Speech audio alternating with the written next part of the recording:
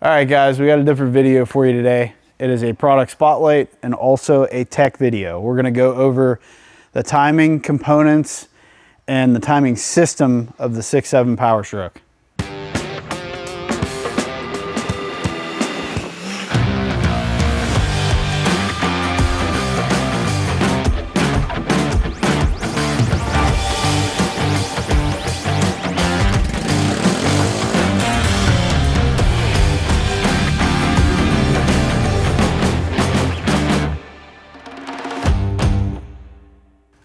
So we're gonna start by talking about the actual issue itself. It's a P0016 code. If your truck gets that, more than likely you have a slipped crank gear. So your crank gear is obviously on the snout of the crankshaft that drives the cam, then the cam drives the CP4 pump or your injection pump. So common issue with these engines is when you start making more power, especially when you start making more power and you have more drag, say with a bigger fuel pump, or you're running the truck hard, towing hard with it, whatever it may be, applying more load to this gear, sometimes they'll slip. They're an interference fit. So what I mean by that is when they put this crank gear on, there is no keyway, there's no pins, there's no welding, there's nothing. They literally just push it on the end of the crankshaft. So they're relying on an interference fit to hold the gear in place. Obviously, with manufacturing, it's pretty common, but you have tolerance issues, you have high production, so you're gonna find issues in the way that that goes together. So it's not uncommon for that to fail and or slip. Well, whenever that slips, since you're geared and you're driving your camshaft, I'm gonna show you here. Obviously, if this slips, the cam's gonna move. And then your piston stays in the same spot that it was in, but your valve train and everything else is now shifting, and it's throwing the whole balance of the engine off. So you have a cam sensor that's following the trigger on the actual cam gear itself, and then you have a crank sensor on the rear of the engine that's following the actual crankshaft location. So whenever that gear slips just a little bit, it throws all that off. So now you're gonna throw a code. That P0016 code is a correlation code between the camshaft and the crankshaft. So obviously that's a huge issue. If it slips bad enough and it actually sends this cam like that, you obviously know what's going on. Now you have valves that are holding open when the piston, as I stated, was in the same place. It's coming up and just smashing them. So you're gonna have a huge problem there. So obviously, to fix that issue, the best thing to do is to fix the crank gear to the crank. So we sell crankshafts that are already TIG welded, they're MagnaFlux checked, they're brand new crankshafts, they're awesome product. We have that on the website for sale, but that's not what this video is about. This video is for the customer who wants, or the shop who wants to take it in their own hands and essentially fix it themselves. You may ask, all right, well, what do you mean? Well, what I mean is you can obviously, if it's a press fit gear, you can take that gear off and or spin it, move it, and retime the engine. So that's really what this video is about. We're talking about what happens, and we're gonna talk about a solution, a simple solution, a cost-effective solution that we have for, like I said, a customer or shop who wants to actually do it themselves and fix it themselves. Yeah, so let's dive into it. So I'm gonna time this engine properly. I have this cam loose so that we can talk about this. So on this cam gear and the crank gear, there are marks on it. So the double mark lines up with the single mark. The single mark's gonna go in between the double mark on the cam gear, and that is essentially your top dead center alignment. Cylinder one's right here. It's at top dead center. It's flush with the block. That's how you know you're at TDC. So there's a couple options to repairing this. So you'll see a lot of stuff online about people taking lasers and running a laser up and down to just line everything up. You can do that. It is not technically the correct way to do it, because if you're not able to calibrate the laser with the engine, and what I mean by that is having the engine and the laser perfectly square together. If you have it sitting on the ground and the engine's still in the truck and you're shooting a laser at it, obviously you have a lot of variances there. So not exactly the best way to do it. So what we did is we came up with a product that you can throw on the end of the crankshaft that's perfectly aligned at top dead center, and it essentially points right where the dot should be on the gear so that you can reference it. And it's nothing more than a timing pointer. So we have a CNC machine piece here that's going to go on the actual crank snout that utilizes the actual dowel pin for the balancer assembly. So obviously this is in a very specific location, it's precision, it's pressed in, and then we're also not just using the dowel pin, we're also contoured to the crankshaft perfectly. This is actually a long process machining part because we hold a really tight tolerance with these within about half a thou. So what you'll see here before I even put the pointer on is you'll be able to see how nice and tight that fits. There's zero play in that, and I don't even have the bolt in it. So what this does is it allows you to throw a pointer on this, and we include the bolt and everything.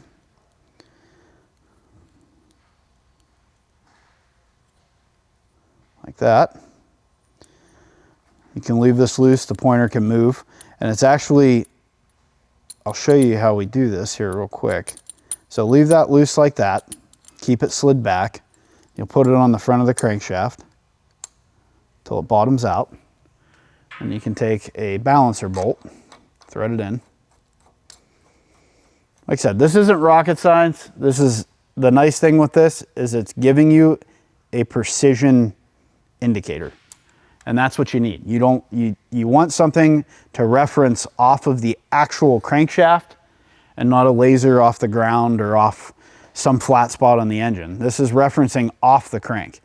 And that means every time you put it on a crankshaft, it's referencing that dowel pin that's in the same place all the time, the balancer bolts that are always in the same place, and the OD of the actual crank snout.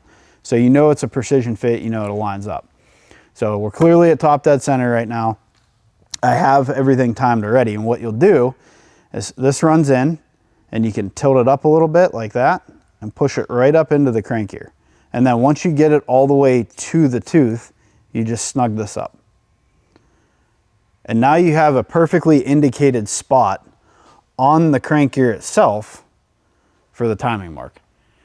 Now, you may say, all right, well, that's great, but how do I get the gear off? How do I put the gear back on? What scenarios are there? So as I stated, this can fail in so many different ways. There's no set way that it happens. The gear could move a 1/16 of an inch, it could move a full revolution. There's no rhyme or reason to how bad it's going to slip and or move. Usually they only move a little bit, and then the engine will catch it, you'll get a code, and you'll know pretty quickly. The downside is there is no really right or wrong way to fix the location of the gear. So I'll explain to you a couple different options and how you can adjust everything and or fix it. So basically you can pull the gear. So they do make hydraulic pullers that you could latch onto the back side of the gear and yank it off, which in all honesty would be the correct way to do it. So if you have the ability to, and see how tight this actually fits to the crank. If you have the ability to pull the gear and get it off, that's good, because that's really the right way to do it, because what you'll be able to do is pull the gear off, heat it up, it'll expand a little bit, and then you can literally just slide the gear right back on. And obviously you're gonna still have your marks on the cam, so you'll slide the gear back on, it'll be loose. And then what you can do is then put the timing pointer on and literally just line everything up. And then you know the dot is perfectly aligned with the top dead center positioning of the crank. So that's the easiest way. That is the proper way to do it. I'm not saying to do any of these repairs one way or the other. This is going to be completely up to you guys to figure out how you want to do it. I'm just going to show you some options and show you how some people have done it. So let's say you don't have a puller for the gear and you're concerned with obviously getting it off. You say you don't want to really heat the crank gear up and pull it. You don't want to really mess with it. What you can do is unload the valve train. So pull your push rods, pull the rockers so that your lifters do not have tension on them, and that you can essentially freely spin the camshaft. And then what you can do, being that you have this pointer now, you bolt the pointer on the front of the crankshaft, and you'll bolt it down like we had it. And then what you'll do is you'll put something in the cylinder, say through the injector hole, to actually find your top dead center to make sure piston 1 is at top dead center. So you'll turn this over. You can use a dial indicator. There's a few different ways to go about doing it, but essentially you're verifying that piston 1 is all the way up and down as far as the deck surface of the block. So you'll spin it, check it, zero it out, and then you know for sure this piston's all the way up at top dead center. Then what you can do, irrelevant to where the dot is on the crank here, let's say the dot's on the bottom. It doesn't matter at this point. Just forget about that. What you do is you pop this cam loose, keep your pointer off, pop the cam loose, and get this mark, your double mark, close to top dead center. And what you do is you'll pull it out like that, mesh it in the gear, see we're a little bit off there, you'll back it off, move it over a little bit, do that. And then what you can do is then put your pointer back on. And what we're doing essentially now in this manner, what we're doing is retiming the cam to align to the proper tooth on the crank gear. And then you'll take your pointer and push it forward. Now remember, our dot's not here anymore, it's down here. So you're essentially mimicking the dot with the pointer itself. So once you get the pointer there, as long as you have a tooth that's in between the double mark, you're good. That's essentially what they do from the factory. It's kind of hard to see on here, but obviously it is on this because this is a brand new motor. There is a single dot right on the middle of one of the teeth of the crank gear. As long as you're able to put that tooth, one tooth in between the double mark, you're fine. You actually don't need to move the crank gear. It's irrelevant because all you're doing is retiming it. So at that point, you could then scribe a new mark on there if you want to, but I mean, it's not even necessary, but you could just scribe a new one on there and you're going to use the pointer to actually make sure you're utilizing the right tooth. So, you know, when you put that down, you can actually run that up and boom, you're right in between the two marks. So that's another way to go about it. Now, the downside to doing it this way is if, let's say it slipped a little too far or it's in a position where, say you're half a tooth off or one full, you know, basically half a tooth is the only way you're gonna have a problem. But if you're half a tooth off and you go and you push this down and no matter what you do, because of the correlation to the gear and the crank, you can't actually line it up with the tooth in the middle. Obviously that's gonna be a problem because then you're technically half a tooth off. All right, so let's recap on this one more time. The basic concept and then what you're doing if you don't remove the crank gear. You're relying on the dowel pin and the OD so that the OD of the crankshaft so that when you put the pointer on, you're perfectly lined up. So obviously if we're going off the dowel and off of the crankshaft, we know this is indicating a top dead center. So you verify that piston number 1 is at TDC. You can do that through an injector hole with a dial indicator. Set it at 0. Come down here. Now, obviously, this is going to look similar to it does now. The pointer is basically going to be straight up and down on the end of the crank. If this gear is moved, the dot on it is obviously irrelevant. The dot on it is going to be on one of the teeth, right in the middle of one of the teeth. It's irrelevant now because now we're going to make a new dot with the pointer. You're going to retime the gear, leave the crank where it's at, where you set it. You're going to retime the cam gear so that this pointer that you already have on here sits right in between the two marks on the cam gear as such. Now, once again, the only downfall of doing it this way, not fully removing the gear, is if it slipped, say, a half a tooth. So, meaning there's no physical way to get one tooth in between the double marks on the cam gear. That's the only time you really can't do it this way. So at that point, you could pull it apart and try that. Verify that the gear's the whole way down. But obviously, if half tooth off, there's nothing you can really do about that. More than likely, it would probably be still okay, but don't take that from me. That's not the right way to do it. The only way I would do it is if I could actually physically get one of these teeth in between the two lines on the cam gear. If you can make that happen and line the pointer up with it, you're good to go. I mean, you're doing exactly the same thing that you did from the factory. You're just moving the dot position. Look at it that way. That's all you're doing. You're just utilizing a different tooth on the gear. So obviously the right way to do it, pull the gear off. This is the correct way. Heat the gear up, clock the cam correctly, slide it back together. Once you get the gear on the end of the crank, you'll be able to still move it and then use the pointer to align everything. Make sure that your dot's lined up with this. Make sure that this is lined up in between the two marks on the cam gear. It's pretty self-explanatory. I'm probably overcomplicating it a little bit, but at the same time, I want you guys to know the different options and how you can do this. If you don't pull the gear, as I said, you can line it up the way I just showed you, but make sure, this is the catch, you want to make sure that this gear is all the way on in the crank. And you don't have to push on it, press it way down or do anything like that. All you have to do is make sure they're pretty much flush.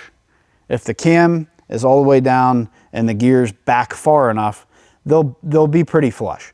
The cam and the crank are usually lined up. If the cam is slightly forward of the crank gear, that's okay. That's pretty normal. Once you get it timed though, weld the gear on. If you look at our crankshafts, you do not need to weld the whole way around the gear. That's not necessary. You stitch and do it with even proportion around the gear itself. So you're going to want to do spots about 1 inch wide and move it around the gear. The main reason for that is you don't want to overheat stuff. You don't want to warp the gear to where it's going to cause wear or anything crazy. You don't need to put that much heat in. It's not necessary. So this is a really nice tool. It's fairly inexpensive, all things considered. It's great for the end user, and it's also great for a lot of shops. It is a precision machine part. So like I said, we're trying to hold really tight tolerances with this to make sure that this is perfectly fitted to the crankshaft. But yeah, it's nothing more than a timing pointer. We just wanted to touch on what happens with these, and it's not everyone, guys. So don't go out and think that you need to buy this for your truck. It's not a common thing. I would purchase this item if you're having some kind of an issue, or you just want it in your toolbox in case you run into it. That's fine too. It's cost effective, and it's a really good option for that. But once again, it's not like every truck's going to slip its crank gear. There's good, there's bad ones. This is just something that you can use as a precautionary measure, and you can have it in your toolbox, or you can have an issue and you got it if you need it. It's just a nice option. So if you guys have questions on this, give us a call. It's pretty self-explanatory, and if you watch this video, we covered most of that. But if you have questions on it, shoot us an email, give us a call. I'd be more than happy to help you. And if you're seeing this video, this is live on the site. Hop on there, grab one. We appreciate you tuning in, and we'll catch you on the next one.